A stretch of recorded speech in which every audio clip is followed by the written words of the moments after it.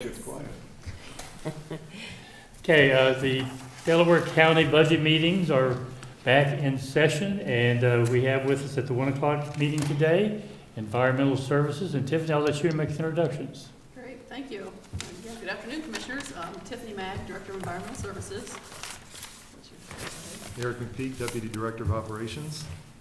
Corey Smith, Operations Superintendent. Gina DeWitt, Fiscal and Utility. You need to repeat that, I won't pick up on the mic.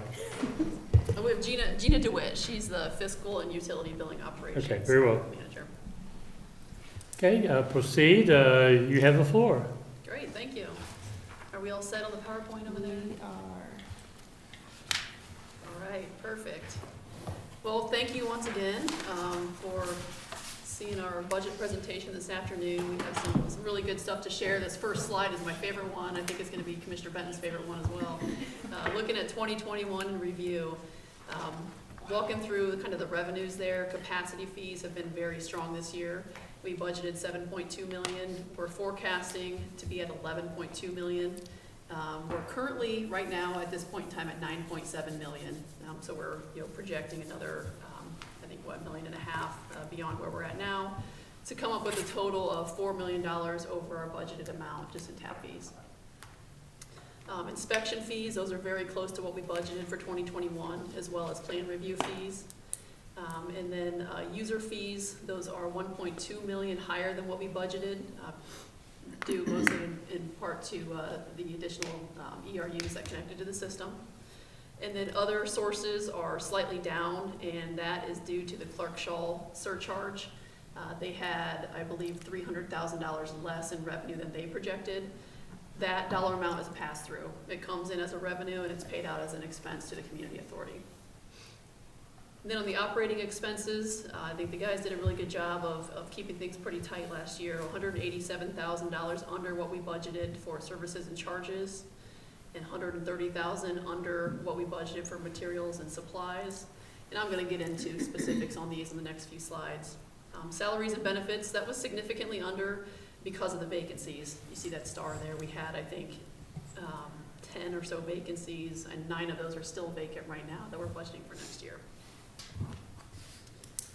Any questions on that slide before I go to what we're budgeting for 2022? And you should have a copy of this in front of you as well, an actual hard copy of the PowerPoint, so you can see the notes on that as well.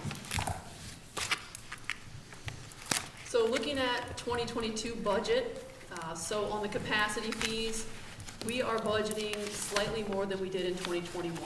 So I'm going to talk about that, the breakdown of why we're doing that on the next slide. So I'll kind of save that. We have quite a bit of detail as to why we chose what we did. Inspection fees, we're basically just continuing on with a similar number to where we were for this past year. Just budgeting a slight increase in that, as well as then you go down to the plan review fees, similar to this year as well, just a slight decrease on the plan review fees. And then the user fees, once again, this is just our ERUs that are connected to the system, forecasting what will connect this year, and then budgeting the 816 additional ERUs that will connect next year, as well as the rate increase. That brings us to the total user fee of $19 million. Where do we stand on the rate increases? Is this the last year of the? It is not, is it, Gina? We go from 36.20 in 2021 to 37.30 in 2022. We do have another increase to go to what, 38? They're scheduled through 2024, Okay. and they'll be $31. So at that point, we would want to look at, another financial model run and see if we want to continue that forward. Very good. And then we have the other sources. This, once again, includes that Clark-Shaw surcharge. They have budgeted or given us their number of $475,000 as that pass-through in the other sources for next year. So then down the operating expenses, once again, in the services and charges, that Clark-Shaw reimbursement is part of that $4.9 million budgeted number. Materials and supplies, I think we're staying at a pretty minimal increase on that. And then salaries and benefits, this is the one where we are budgeting for those vacancies to be filled. Our actual increase on just the salaries alone is 0.87% above what we budgeted in 2021, and the benefits are 4.45% higher. So digging into the revenues and the actual capacity fees. So as you can see, 2021 is a huge year, with the $11.2 million forecasted total tap fees. Does that thing pop back up? Yeah. Oh, there it is. So I'm going to go through some of these bullet points and not talk about all of this text, but I wanted you to at least have it in front of you in case you wanted to look at it in the future. So we're budgeting 31 more connections in 2022 than we budgeted in 2021. Last year we budgeted 785. That was from our financial model that RefTelis helped us build. We looked at what plans we have coming in, what acceptances we have on the sewer side, and decided to increase that to 816 taps. The reason for that is we've approved 28 sets of plans through November of this year. Last year, we had approved 32 sets of plans through November of 2020. That basically carries us forward with how many ERUs will connect into the system in the following year. So we're basically what we're saying is 32 sets of plans came in last year. They all tapped in this year. We had a huge year. Next year, we're going to have the 28 sets of plans. Those developments are going to tap in. It's going to be a slight decrease from this year, or maybe more in that $8 million range, maybe $9 million range if we're budgeting conservatively. Also, the next one is tap fee credits. We had a lot of tap fee credits redeemed in 2020, less in 2021. We expect even less in 2022, so that does help our numbers.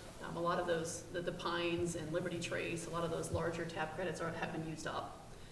We do have some new ones on the books that will not start to be used until about 2023. And then Clark-Shaw, 121 less new connections than they estimated. They're still giving us strong numbers for 2022. They're still moving pretty well along out in that area. And then the next one is the multifamily complexes. So we actually saw some pretty heavy multifamily complexes get approved in 2020 that tapped in 2021. Once again, increasing those capacity fees.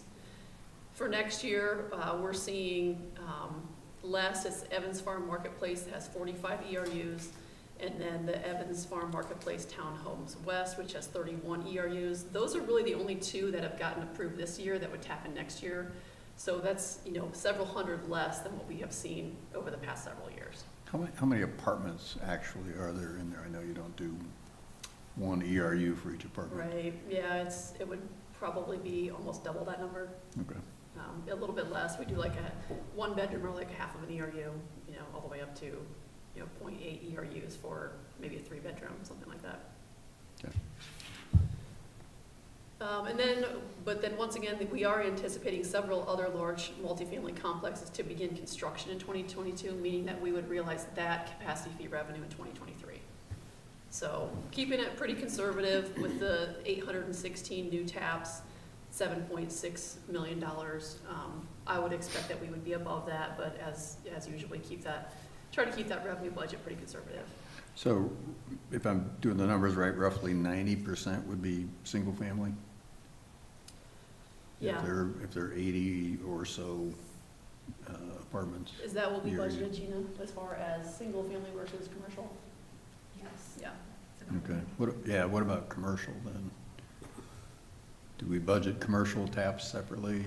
They're included in the 816 number. So last year we budgeted 750 residential, 35 commercial. So I think this would be a similar fraction where it's probably 780 residential and the rest commercial. Okay. We tend to keep the commercial number pretty low, but then when you get the large apartment complexes, it increases that because those are commercial taps. Do you break out the non-apartment commercial taps? I'm sure we have that available, yes. Non-apartment commercial taps. We actually don't consider the apartments as commercial, we consider them residential. Okay. So commercial is separate from the. So the 35 only Is includes the actual non-apartment commercial commercial? units. Okay. Because that's one of our strategic initiatives is to get more commercial business. Yeah, hopefully the Berlin Business Park is a way to really spur that growth, and we have some slides on that as well. Okay. So to talk a little bit about some of the increases from last year, we have, of course, the staffing, the 9 vacant positions. These positions have been open throughout the course of the year, trying to find the right fits for like the lab manager, the construction coordinator, and then we also have some maintenance inspectors, relief operators, regional wastewater facility operator, package plant manager, and our collections technician. So kind of just a handful of different positions that, as things kind of shift, we continue to move, where those vacancies are and what we have going on in that area to try to continue to fill those positions. We are budgeting 1 new position. So this is actually, we've had a hard time finding a new collection system manager. So we have the collections department with collections techs and collections laborers. And what we've done is our maintenance manager, Jason Watts, he manages both the maintenance department as well as the electronic maintenance department. And because that position has been vacant for so long, he stepped up and said, hey, can you guys give me a shot to manage all 3 departments?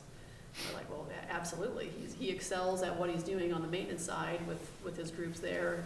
He actually has an assistant manager that we hired a couple years ago that's doing very well and helping him with those operations, and we thought it made a lot of sense to give him a shot. So instead of filling the collections manager position, we would prefer to hire him a assistant EMT manager so that he would have an assistant EMT manager, an assistant maintenance manager, and there's currently an assistant collections manager that would help him oversee those operations, but everything would flow through him. Mhm. So we're asking for a new position, but technically we're not going to replace the collections manager position. So then moving down, we have the Biosolids semi-truck. This is an item that we've done a lot of cost evaluation on. We know that this is a big decision as to whether we buy trucks and do the transport ourselves, or if we go to hiring it out. And Eric's going to explain on a couple of slides what that evaluation looks like. A crane truck. This is a crane truck that we currently have. It's a trailer-mounted truck. It's on the back of a F-350. And it's basically been red flagged for safety issues past its useful life, so we want to replace that truck. Our camera and tractor and computer on the CCTV truck, we've been told that those have the highest number of hours that they've ever seen on a camera, probably because we've taken over that inspection work on the development side.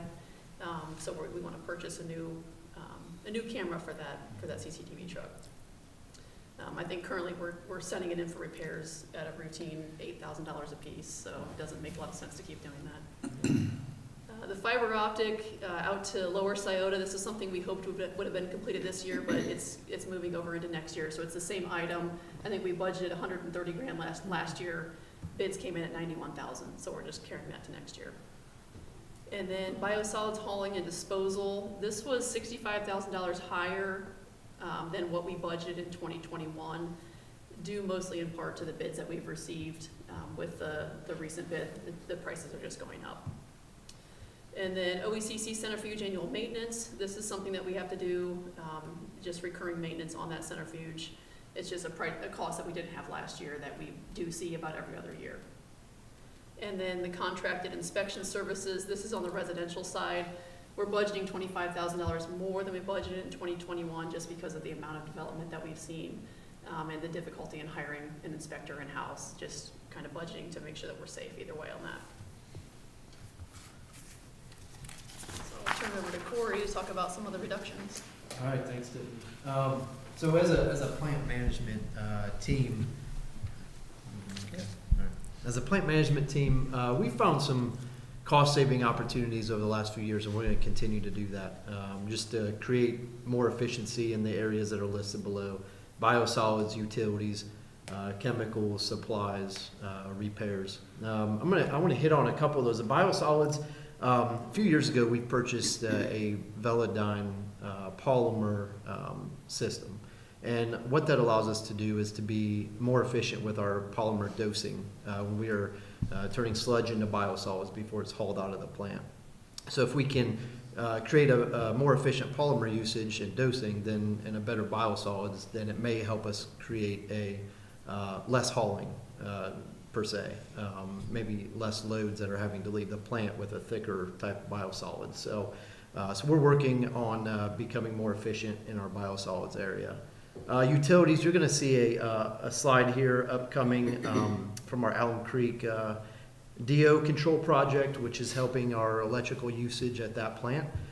So we'll be talking about that here in the next upcoming slides.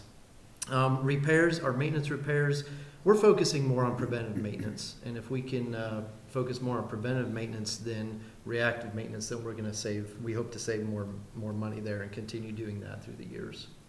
The Allen Creek, DO control project, this here is allowing us to become operationally efficient with how many blowers we run at the facility.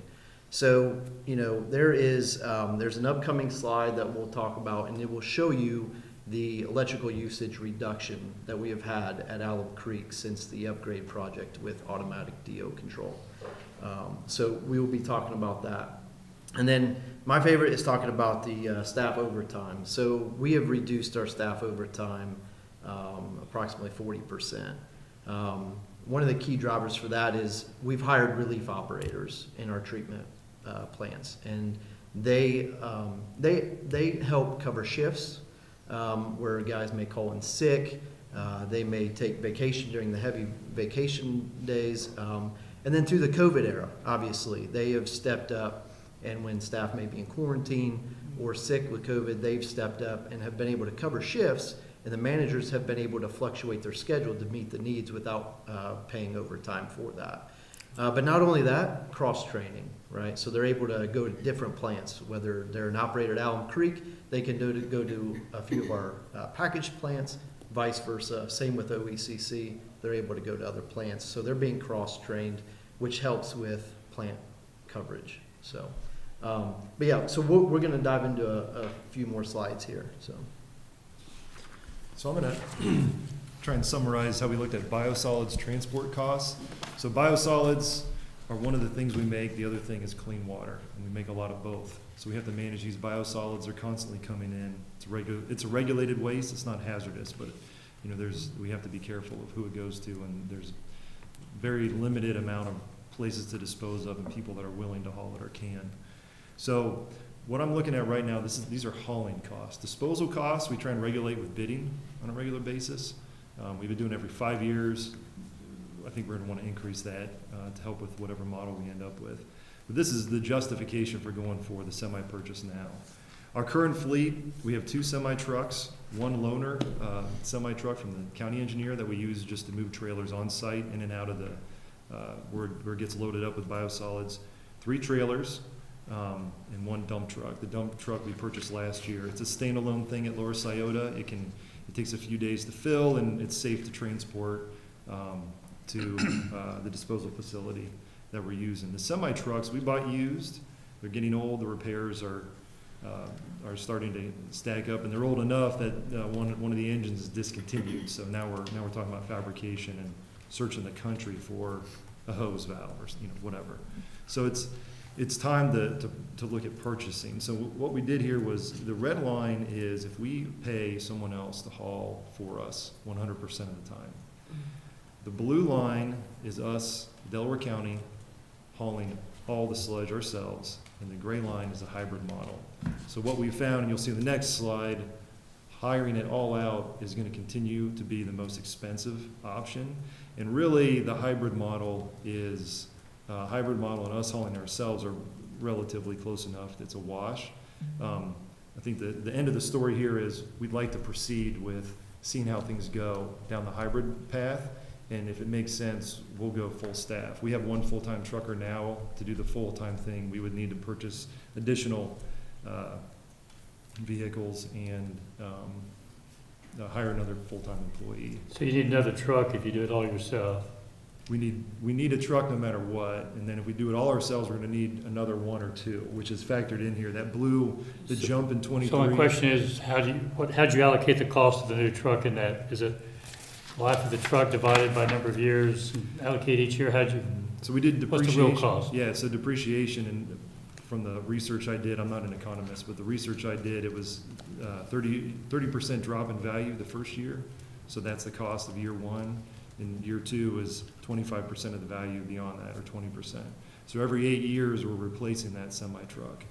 And that kind of mileage, that kind of time, that's when you actually will start to see a drop in resale value for mileage, although these things obviously can get hundreds of thousands of miles racked up on them, but. I just want to make sure you included Yeah. that cost in your. Oh, absolutely, yeah, this is included in 8-year depreciation for the vehicles. And then Eric, on the blue line, the cost of us only hauling, it spikes in 2023 because we're buying a second truck. Right. We're buying one no matter what in 2022. Right, And then if we did it ourselves, we'd need a second new truck.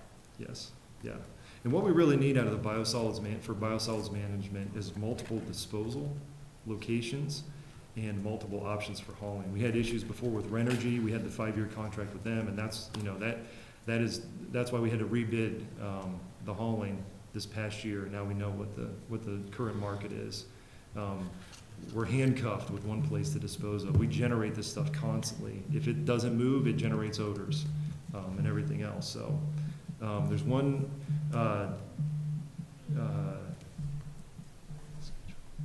No, I forgot where it was on that thing now. So, oh, and then the other piece is more control over the hauling schedule, which is where us hauling ourselves is appealing, but also we can handle that with a hybrid model because we have some control. Do you want to go to the next slide? So this graph shows the cumulative cost. So at the end of a 10-year period, having someone else haul for us is about $1 million more than the other two options, which are very close. And like I said, effectively for us, for this operation and the small percentage it is of our overall budget, those lines are effectively close enough to be called the same. Again, it assumes an 8-year depreciation on those vehicles.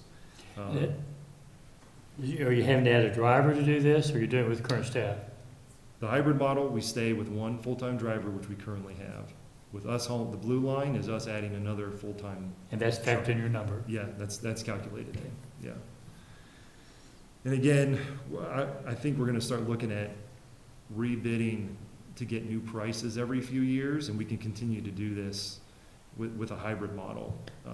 Again, if we go full, if we can do this hybrid or ourselves only, we're protecting ourselves from some of that risk from the market for hauling fees, escalators. All these contracts have escalation in The hybrid model is roughly the same. It tends to give you a little more flexibility, I would think.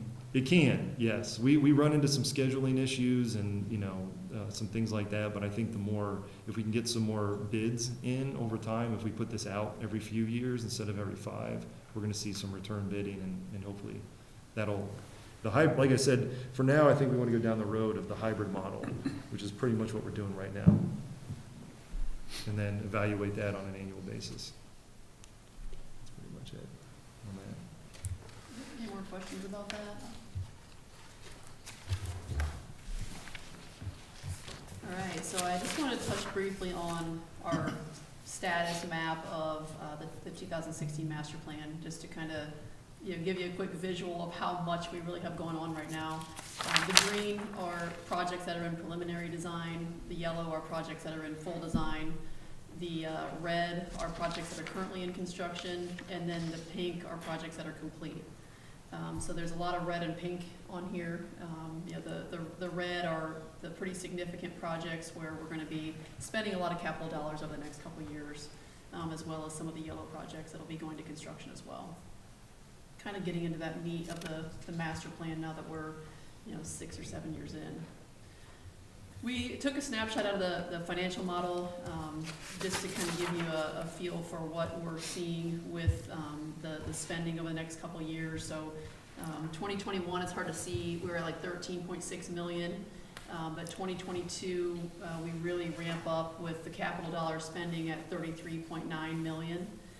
So over on the right, we're showing some of those cash flow projections from the financial model. And looking at potentially bonding in 2022. I know we had a bond memo from Raftellus, had some internal discussions about maybe spending the cash first. We certainly can continue to have those discussions, but currently we would be looking at a slightly higher bond at $30 million. I believe the bond memo said 25 million, But some of the projects are just, coming in more expensive, with the current economic conditions. As an update on the pump station projects, the Heights Road pump station is complete. That's the picture in the top right. So you can see it turned out really nice. One of our most beautiful stations in the county for sure. Cheshire Pump Station is in the bottom right. That was completed in 2021. Berlin Business Park is in design right now. We plan to start construction in the summer of 2022, right behind the county engineer's road project. And then Berkshire Township Pump Station continues to be on hold, likely pending when the interchange starts to go forward. And then Peach Blow Pump Station, that'll be complete in December of this year. And Lower Alum Creek, that one is moving along very well. Also, construction will go through 2022, probably mid-2022 it'll be complete. And then the ODNR Pump Station, we're still working through negotiations with the city on that, but likely would be in design in 2022. So this would be, talk about the OECC project, the Progressive Design Build project. And this is the job where Peterson Construction is doing it's a Progressive Design Build contractor with Arcadis as the engineer. The red X on the screen, let's get to my slide here. Okay, so the red X on the screen is where we're initially going to go with the headworks. But through the evaluation process, we've been able to repurpose to one of the blue, the top. Can you see my mouse on there? Yeah. I probably can't. No, it's not showing up. That's all right. So it was gonna be expensive construction. There's shallow bedrock, environmental concerns. So we were able to save a lot of money by moving over and repurposing the existing influent pump station. We're gonna use that as a new headworks building. We're gonna build a new screen building and things like that. We're currently at 30% design with them, and we see construction starting this spring, breaking ground, and a 2-year construction timetable is what we're hoping. Again, we're seeing some, hopefully it doesn't last more than 18 months, but some supply chain issues on some things. But with the Progressive Design Build model, we can order this, as Tiffany talked about earlier, order some of the equipment. It's gonna have a long lead time earlier, and get it in here. So because of the red X, and we've moved from building in that field, we've seen some cost savings on the project that are significant. So we can start to touch more of the plant, some areas that really need help, like they're all outlined in blue, but one is a filter building. We have old sand filters that are problematic, expensive to maintain. They're required for this facility. Unlike Alum Creek, we will have to have these there. Olentangy is a scenic waterway, so the restrictions are much higher. We're going to be able to deal with some solids handling building, which again will reduce the amount of solids we move, but also help us with our solids management on a day-to-day basis. All those things are able to be rolled into this project. And then the biggest thing, and you all know about it, the Ohio Builds Program grants. We received, I think, the second largest grant that we've seen so far, $5 million towards this project, which is we were really excited about that. I think this is, the upgrades are going to serve 46,000 people today. That's current, and obviously that will grow with expansion of the sewer district. Boy, congratulations. That's Yeah, that was good news. Yeah. That's great. Is that included in the cash flow projections? It's not, no. Okay, so that might reduce the debt. Yeah. So I'll take some time and talk with you a little bit about what we've done at Alum Creek. So Alum Creek underwent a capital project that included replacing the original ABS mixers with infant vertical shaft mixers. You see that picture there in the top right. That is our new mixer that was completed in 2020. This is along with automated DO control. So the original ABS mixers, I believe Alum Creek received 18 of the 22 that were actually manufactured. So as their life began to deter, parts were non-existent. The maintenance on them became very heavy. We were looking at $10,000 to $15,000 per mixer to be repaired. In fact, the contractor started telling us he doesn't know what to do anymore because the parts were non-existent. So these new mixers are very easy to maintain. As you can see, the motor's on top there. Nothing is submerged underwater except for the propeller there. So that's a nice upgrade for us. Automated DO control was also completed in 2020. This is where we see our electrical savings. We are using less blowers. We have two different sizes there at Alum Creek. We have 450 horsepower blowers and 250 horse blowers. And we are using the 250 horse blowers more frequently with this upgrade. So we're not using the larger ones as frequently anymore. The previous to the automated DO control at Alum Creek, it was turn on a blower and let's try and make permit as much as we can. And that's where you will see the decrease in cost was previous to this upgrade, which that'll be the next slide. In 2021, we are in the process of completing a clarifier upgrade, where we have new clarifier mechanisms, which allows for direct suction from our clarifier back to the head of the aeration tanks. And this allows us to automate our return activated sludge, which is RAS control. We're able to automate that. When we can automate our RAS, going back to head of the plant in the middle of the night or during low flow periods, and during high flow periods, it's going to impact our blower usage. Right? So in the middle of the night, we may not need as much RAS going back to the plant. It's a low flow time.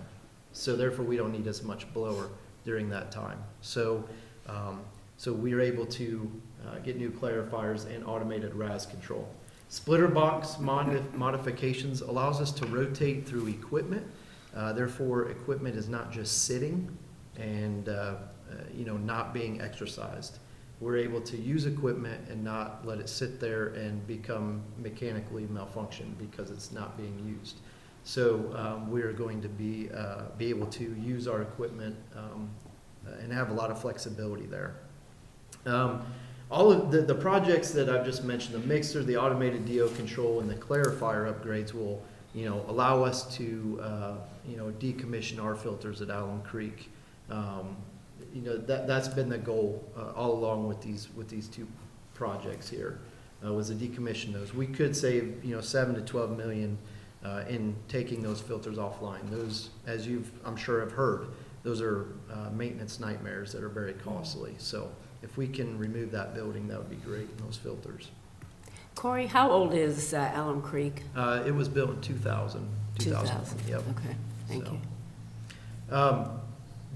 So moving on and then looking into the future, we're going to have some post-treatment improvements. We're looking to improve our ultraviolet disinfection of our effluent leaving the plant. Again, our UV system is it's hit its useful life. We've had the manufacturer in to give recommendations on repairing our automatic features of the UV system, and they basically have told us, due to non-existent parts and the cost, it would be beneficial for us to upgrade our UV system. So we're looking at that right now. Included in that UV system, or that post-treat improvement, would be our HVAC units at Alum Creek and OECC. Those are geothermal units that use non-potable water. Again, we've had contractors in, they've become costly to repair. They're over 20 years old. In fact, we've had recommendations within the last year, 2 years, to get these things replaced. Contractors have been able to limp them along and get them going for us, but we've had 2 different contractors tell us it's time to upgrade our HVAC units at both facilities. Because the goal here is to decommission our filters, we will also look to repurpose that filter building to some sort of storage, maybe a spare parts building. That's to be determined, but we're looking to repurpose that building. So this is kind of the last project that we'll be looking at Alum Creek. So we did the Forever? Okay, nice, right? We'll see. We did the aeration improvements first, and then kind of rolled into the clarifier improvements, and now we're at the back end looking at the UV improvements. We spent $4 million on the first project, $4 million on the second, and we're being told by the consultant it's likely $4 million on the last project as well. we're gonna try to get that, you know, down closer to the 3.5 range by working on, what that repurposing of the filter building really looks like. You know, we're not gonna spend $1 million to have some mower storage. You know, we're gonna, you know, try to kind of rein that in a little bit, and hopefully get a little closer to 3 million, you know, depending on, you know, what the UV costs come in at. So that's what we budgeted for next year. We budgeted for the consultant effort next year, and then beyond that, plugged into the financial model, I believe it's, you know, 3.5 million or something at this point, but that'll be to be determined. So this is just, I really like this graph because it says a whole lot. First of all, this is kilowatt hour per average daily flow, so per MGD. We try to normalize it. The numbers are all over the place, but if you average it per million gallon per day, you can see a trend form. So the circle that you see there on the left is what we're paying, or the kilowatt hours to operate before we put in the automated DO system with the mixer upgrades. The middle number is when we implemented it. And then you can see after that, we've been able to reduce that energy usage by Corey's staff and Jeff Hall and a lot of the, working with some of our consultants and our integrator to fine tune that, adding another blower stage is what it's called. You basically, instead of using the big blowers, we can create different stages to where you don't use the big ones, use the small ones. We're even looking at, we'll see this number continue to go down. As part of the OECC project, we're gonna be decommissioning the blowers there, so a couple of them. We're gonna move them to Alum Creek because they're in the middle range of what we have there now, and we're gonna add more stages. The other thing, as Corey kind of mentioned, you know, what used to happen, turn on the air, let's see what happens. So when these treatment plants, they get sick, just like people, they're mostly biology. You've got to rein them back in. They get out of whack, you got to rein them back in. Some of that's seasonal. We can't do anything about that, and we work on it. But what you can see here, if you put a trend line in, it would be almost flat in between those when we implemented DO. That's showing that the staff have embraced the new technology and really adapted to it. They're implementing something, and this is when we are starting to run more efficiently. As a staff, it costs less money, you know, things like that. The equipment's being taken care of more, and like Corey alluded to, as we rotate through equipment, we use everything. The investment in all these in all this equipment is gonna show in the long term because we won't have to replace things. They would have been run the previous year twice, you know, or through, you know, for a couple months at a time or whatever. So we're starting to see the benefits to that. So moving over to Central Elm Creek, I want to provide an update on where we are currently with that. The west side pump station area is that Berlin Business Park pump station, where we're currently in 60% design, heading towards 90%. It'll serve everything in that black outline where it says State Route 37 East. That entire area would be serviced by that pump station. Basically, the pump station is sized to service about half of that portion of the business park, at which point we would need to have the Central Elm Creek treatment plant up and running to take the rest of that flow.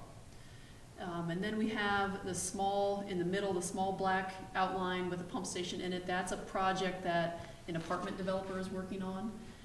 And we actually helped, we worked with them and with ODOT to get preliminary approval to hang their force main on that 3637 bridge where the orange line is going to the right, the orange arrow. And at the same time, they're going to also install a force main going from our East Elm Creek pump station that's on Africa Road, taking the large enough force main back to the west that would eventually flow into our Central Elm Creek treatment plant. So that allows us to completely avoid having to get Army Corps permits on that side. So that was kind of a big deal working with ODOT and getting that preliminary approval. That developer is continuing forward with the full-blown design plans that would get them the full approval at that point.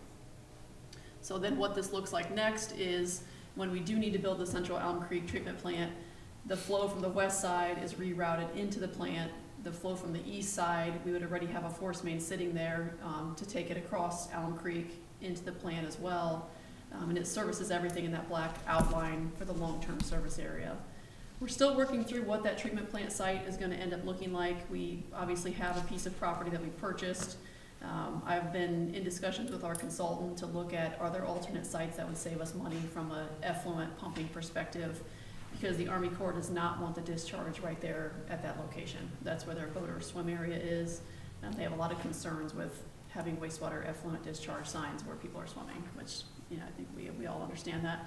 So we're looking at taking our effluent either north and on the west branch, north of 36, 37, or somewhere up on the east branch that the Army Corps would be agreeable to.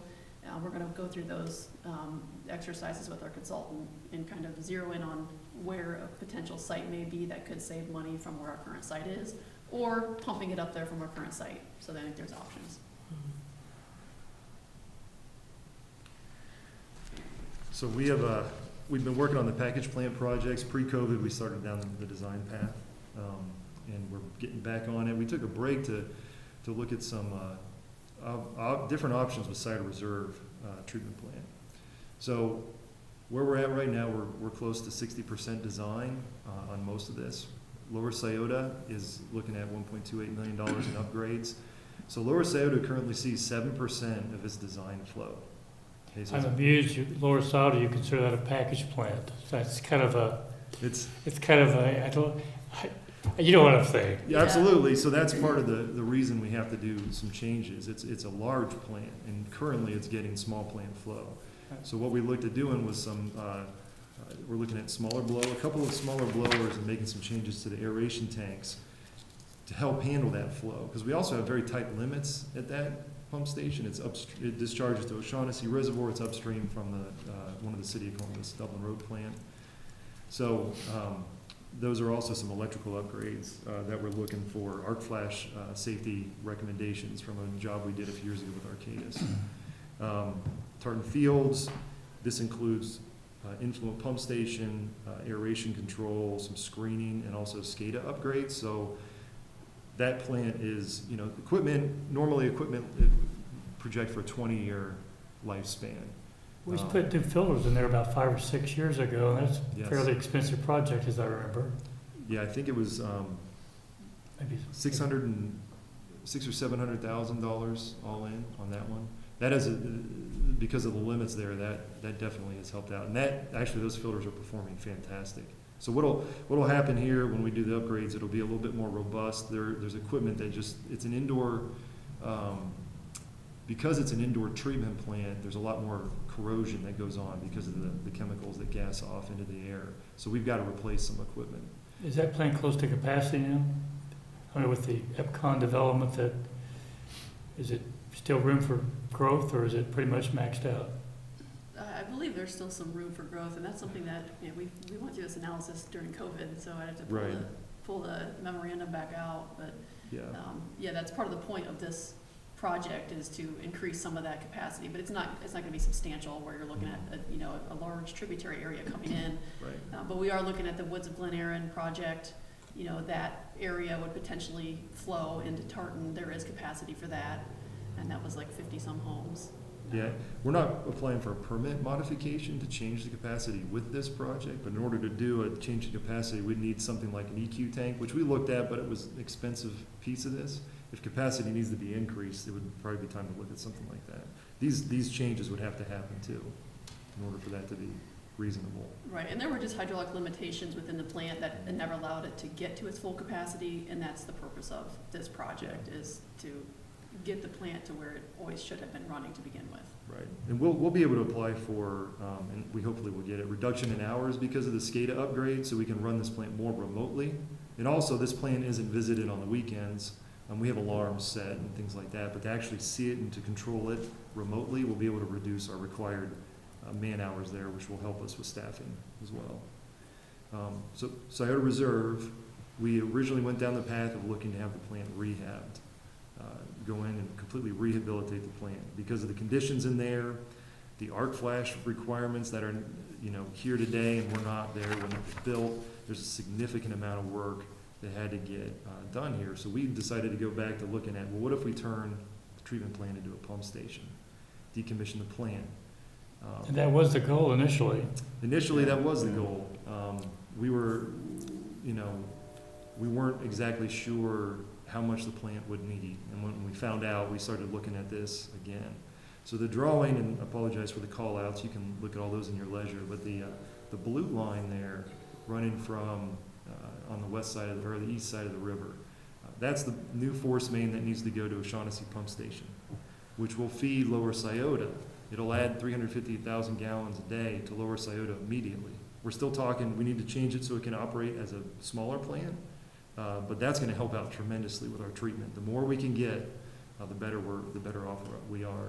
That red line, returning, is a return line, and it goes over there to the golf course retention pond. We're required to provide them with irrigation water, so we're still gonna do that from Lower Sciotta. And in fact, the way that this will, they've told us before, we send them too much water, especially in the winter, they don't have a place to get rid of it. This will help with that. We're gonna set a level in the retention pond, and we'll just keep it full all year, and we can do full discharge when we need to. So the goal is to decommission that plant? The goal will be. It's not real clear in reading this here. Yep. So the goal is to decommission the plant. After we build this new pump station, which is the bottom, it's 5.23 million to rehabilitate the plant. It's 5.44 million to decommission the plant, build a pump station, put these force mains in. But the 20-year cost savings is $5.23 million by making this pump station because of the annual cost. And we better utilize Lower Sciotta. Yes, Yeah, exactly. absolutely, yeah. So we're actually at almost 60% design on the plant upgrades and 30% design-ish on the pump station and force main, just because we've kind of gone through that analysis of the cost, and that's where we're at currently. So that project will likely bid out next year. So another plant that's underloaded would be Northstar. We have done a partnership already with Nationwide, who's interested in having access to more of the property that's held up by the spray fields, which are required by the LAMP permit. We land, surface apply, the effluent. Tartan Fields and Sciotta Reserve are the same kind of permits. So if we can get rid of the LAMP permit and go to full discharge, that would unlock for the developer all of the spray fields, which is a significant amount of acreage, including in a large area where it has to remain a spray field if we do this, regardless of any other options we had out there. So this is beneficial for them. In the long run, it's also beneficial for us because we can do some permanent upgrades to the plant that we need to do anyways. And also, the equipment that will be added will be a lot more robust. We can stop sampling groundwater around the pond, a little bit more consistent on where our effluent goes as we see the development increase. So one of the other things is if it stays as a LAMP permit, or there's spray fields all over the place, including wooded areas, there's a large pump station, and this is years down the road, 10 to 15, would need to be installed in one of the north neighborhoods and operated and owned by the HOA, which we've had, like private pump stations, we don't really allow those anymore because of the issue. We always end up having to show up at some point or get involved in that rehabilitation. So that would reduce the amount of the future infrastructure operated and owned by the HOA. The permit changes, I guess in this graph, the left, the same plan, but there on the left side of that drawing is the current plan. The red boxes on the right side of the drawing are the pieces and parts that we'd have to add to the plant, and it would significantly increase our treatment capability. So where we are with this, we're about to get, we've put out for design. We have a preliminary report we put out for design. We're gonna award that probably later this month and start getting a scope. We still have to sit down with Nationwide, the developer, and talk about shared cost here. Right. Partnership indicates to me there is a cost sharing, so. Right. Absolutely. Now, how's the liners working up there that they had to put into that? Is they working? Yeah, we haven't had any problems since the completion of that job. It's been, what, 3-4 years now? Feels like a lot longer than that, but I think that's right, yes. Seems like, Yeah, Probably was longer. I think it was before I got here. okay, They were finished up. It was probably 6 years ago. yeah. We haven't had they're any not structure- leaking, they're working great. Right, correct. So we do plan on having a financial agreement between us and Nationwide as to what is our fair share of the cost and what's their fair share of the cost, and splitting that. Just like we did on this we had a $50,000 study, we split it 50-50 to now get to this point. It'll be a larger actual design effort now, and we'll work out an arrangement as to what's fair between what they need on the project and what we need on the project. So that'll be something we'll discuss with you in the future. But originally it was built to expand, but at the developer's cost, wasn't it? Correct, with the developer retaining all the tap fees at their, if they were the ones that built the plant, yes. Right. Okay, any more questions on that one? I think this is our last slide here. Okay, so solid waste transfer station. Our current fund balance in the enterprise account is $2.42 million. We're budgeting basically flat revenue. For next year, we saw a 10% increase in flow in the last basically 12 months, rolling calendar days. The reason for that flat projection is that I don't know if I would be impressed if they could get more flow through there with the limitations of that site. They've done a good job, and the compactor that we've installed last year has really helped with that. So we're budgeting less for 2021 to be spent, and really some of the if we need a consultant fee, inspection fees, or some minor construction or upkeep, that's all we're really budgeting for outside of the typical salaries and other fees that go into that annual budget. The design build finance operate agreement with Rumpke, you already know some of this. We're building it at the location near 42, so it'll be just to the north of the existing pump station or transfer station. Planning on breaking ground in the spring of 2022, and we're anticipating a partial GMP. I actually just got most of it yesterday. I got to look at it again, and have Eric look at it too. But for this, ordering the steel building and doing the site clearing in the spring, which will be the first thing.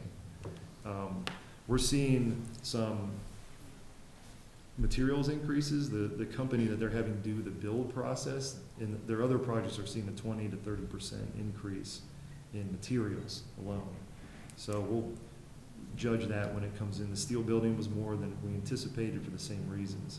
But in the original contract, it was already contemplated for excess spending beyond the $4.21 million that was budgeted for that building and how to handle that. They've come up with basically for every 100,000 over the capital investment, which right now this is a zero cost contract with the county. It gets paid off over 20 years. We buy the infrastructure that was built for $1 at the end. There's off ramps along the way, of course, but so for every $100,000 over, we have the option to add 47 cents to the tonnage fee, per ton fee, and that can be to Rumpke's fee, to our $3.50 fee. We can add 47 cents per $100,000 over to cover that. Basically, we would put the money up, or Rumpke would put the money up to pay for that excess, and that's how we would collect it. We also have an option to do that together, some kind of shared cost to recoup the money off the tonnage fee, or if we want to keep the tonnage fees low, if that's the goal when the time comes, we have a $2.42 million balance. I don't anticipate overages. We've kind of made some real, back of the envelope projections of no more than $400,000 to $800,000 over, all said in the end. We also have option to remove some of the infrastructure that's planned to be built. If we, depending on how things come in, how the costs come in. But we'll have an initial GMP on those first two items, again, because of this business or contract model, to order that stuff now while we can still get it this year and build, which is another problem with the steel. I don't know if there's any questions or. Online year? Yeah, it's relatively Year after simple. Yeah, construction. if they can get everything in the summer and get to it, it could open by the first of the year or winter of 2023 is what I'm guessing. Okay. Yeah. And again, once it's built, the flows will increase. The footprint's going to be bigger. The infrastructure is going to be prepared for better flow. So, and Rumpke would have already had at this point, 2.5, 3 years to establish, their business plan here. You may have said, I may have missed it, the volume increases that we can do in that plant are potentially? Oh man, I haven't looked at that in a long time. What the volume increase is supposed to be? I'm sorry? In the Are new, you asking what the volume increase is? Yeah, what can that plant handle versus with it? I know, They've given us numbers on that. We can certainly provide that to you. yeah. I'm just curious, Yeah. It doesn't quite double the Yeah, it's annual substantial. tonnages, but it's Okay. substantial. approximately double? Yeah, Yeah. yeah. I think it was a little bit less than double. So we'd be looking at almost $500,000 in revenue per year. And in that drawing, you can barely see it, there's a little ghost addition to the building. If we need more, that's where we expand to. So if we go more than, if we need more than double the flow, 10, 20 years from now, right?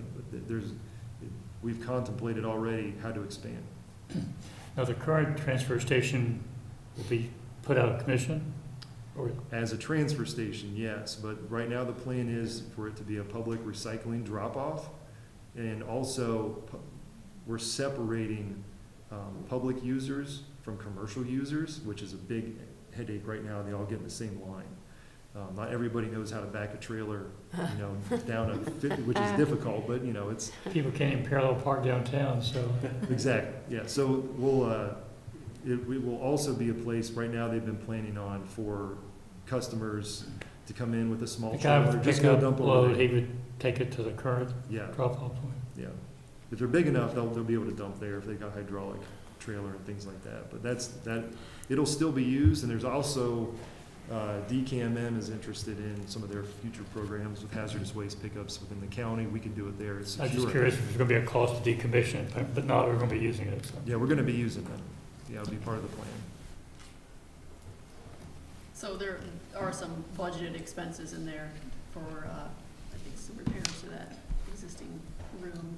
Yeah, you'll see here in the next couple weeks, or well, I guess the county administrator will see a contract for repair to the room beside the old transfer station. If you guys want to see a room that needs rehabilitated very bad, I can obviously show that to you, but it'll probably, the work, how things are going might not get performed until next year, but trying to get it squeezed in. So, any questions on anything else? The ARPA funding, and again, we'll have to coordinate with Tracy, that'll be a 2022 discussion, but ARPA does allow for funding of sewer projects. So we may want to, as that plays out, and we, because we're gonna end up with 40 million of ARPA funds, and we may want to just put some of that into some of your projects Yeah. versus increasing debt. Yeah, that'd be great. I mean, I talked to Eric Hostettler and Commissioner Merrill a little bit after we met with the Berlin trustee, and Eric said that we would have to use it on projects, most likely we'd have to use it on projects that were design, bid, build, the traditional method, which would probably not allow us to use it on OECC, but we have a significant amount of other projects, Oh, like yeah. Lower Elm Creek Pump Station is, I think, 10 million. The package plant projects is, maybe another 8 million. Eric said that you could use it on any projects that started, I think, in March of this year, all the way through 2026. Yeah. So, Yeah, it has to be finished by yeah, 26. yeah, we would very easily be able to use those funds on that, Yep. that type of project, as we already have a bunch going forward. Yeah, I just want to make sure we were all thinking about. Yeah, we don't miss those dollars, yeah, absolutely. so y'all are on top of it. Yep, yeah. Yeah, great. Yeah, I think if we want to have further discussion about, if we want to actually move forward with any of that type of thing, I'm happy to get that rolling. Great presentation. Very well laid out, very well presented, easy to understand. Just really nice. Every year I look forward to your budget presentation. It's always the best. It would, to reinforce, it was extremely well prepared, put together. The sewer users in our county should be very reassured if they were hearing this. I know they would. You guys are doing a heck of a job. One of the issues we had a number of years ago, under different leadership, I used to get frustrated about water getting into our system and affecting, are we doing a better job of controlling that, or a better job of identifying those areas and correcting them?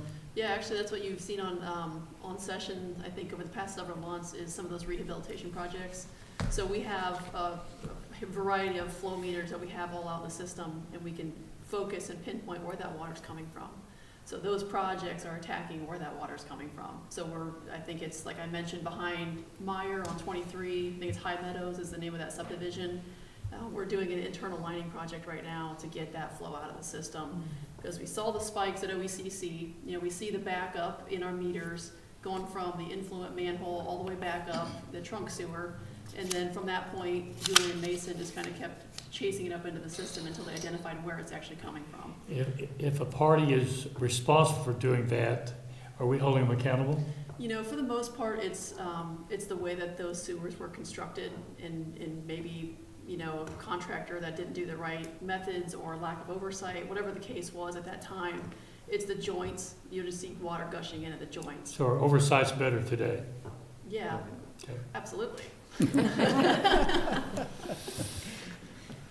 No, I'd just like to thank you. Everything is so well presented, and the whole regional sewer district is very well run, as we hear from everyone. So thank you so much for all your hard work.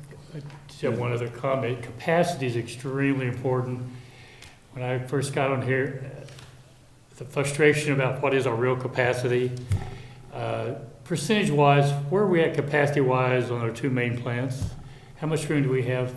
What are we at Elm Creek? Half of the design flow? We are. What about OCC? We're probably 4 MGD. It's designed for 6. Give me a percentage. We're 60%, 50% 70%? 50% at Elm Creek and 70 at OVCC. But the OVCC project will set us Soon to up be- for the future. And 95% at Lower Soda. Yeah, Yeah, I was saying, yeah, capacity. yeah, Other way right. around. Yeah, 5% usage, yes. That's what I meant. Yeah, I meant, you knew what I meant. Yes. You knew what I meant. Guys, I can't say it enough. You've heard it from all three of us. Extremely well done. We were extremely fortunate to have not only the four of you sitting here, but the whole team. If you'd pass that on, I'd appreciate it. We all appreciate it. Yeah, thank you, and as always, we appreciate the support, you know, you hear from everybody up here, there's a lot of different hands that go into putting this thing together, especially the one sitting back there. We let her off the hook with talking today because she did so much work in putting this thing together, so thanks to everybody. Gina, do you want to be the budget manager for all the offices and No, departments? no, Mike already tried You that. you could contract yourself out. That would be great.